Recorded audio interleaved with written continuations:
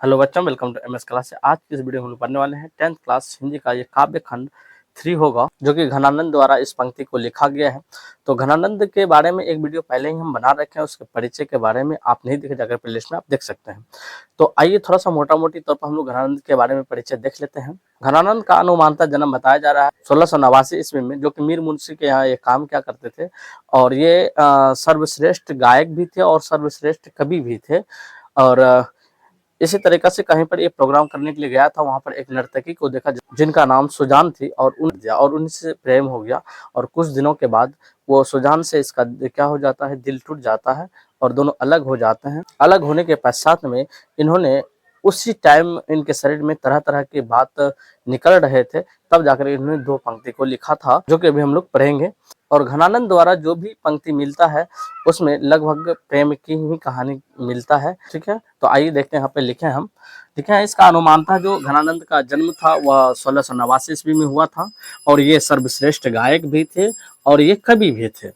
और एक लड़की थी जो कि नर्तकी थी, उसका नाम थी सुजान। उनसे इनसे का क्या हो गया, प्रेम हुआ।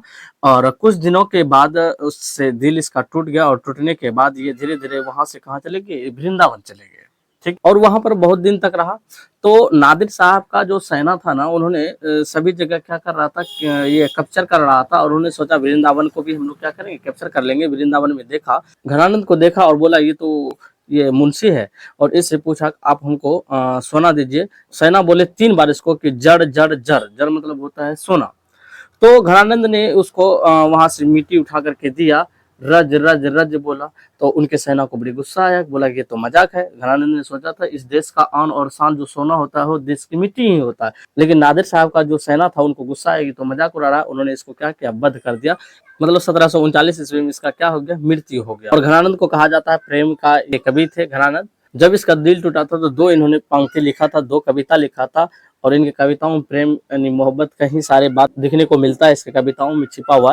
पहला लिखा अति सुधो स्नेह को मार्ग है, मो आंसू वाणी ही लो बरसों। ये 2 चीज लिखा था। मतलब अति सुधो, अति मतलब हो गया बहुत, सुधो मतलब हो गया सीधा, स्नेह मतलब हो गया मोहब्बत, और मार्ग मतलब हो गया रास्ता। कहता प्रेम का रास्ता बहुत ही सीधा है। तो पहला यहाँ पर हमने पहले पढ़ेंगे अति सुधो स्नेह को मार्ग है। पहला देखिए, अति सुधो स्नेह को मार्ग है जहाँ नैना बांक नहीं। कहता अति मतलब हो गया बहुत, सुधो मतलब हो गया सीधा, स्नेह मतलब हो गया मोहब्बत।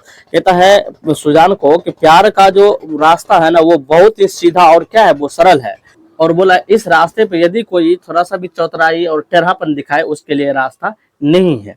कहता है तहाँ साचो तजी अपनों को झुझुको कपटी जैसे निशाक नहीं। कहता है आपन को मतलब होता है घमंड इंसान। यदि कोई इंसान घमंड दिखाए तो उसके लिए रास्ता नहीं है।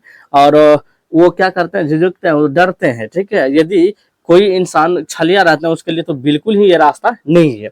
तो घनानंद कहता है प्यारे सुजान सुनो, यहाँ एक ते दूसरे आंक नहीं। कहता है यह एक ऐसा रास्ता है जो कि एक दूसरे का बात समझ सकते हैं, एक दूसरे पर विश्वास किया जा सकता है और एक दूसरे के भावनाओं को समझ सकता है। और कहता तुम कौन धो पाटी पढ़े हो, कहाँ मन ले हो पे देहु छटाक नहीं। तो श्री कृष्ण से कहता है आप कौन सी किताब को पढ़ करके आए हैं जो कि आप हमसे, मन मतलब हो गया नाप तोल का, एक समझ सकते हैं तो 40 केजी का मन होता। कहता लेने का तो आप एक 40 केजी यानी एक मन ले लेते हैं, लेकिन जब देने के बाद ही आता तो छटाक भी नहीं, मतलब छोटा सा भी अंश नहीं देते हैं।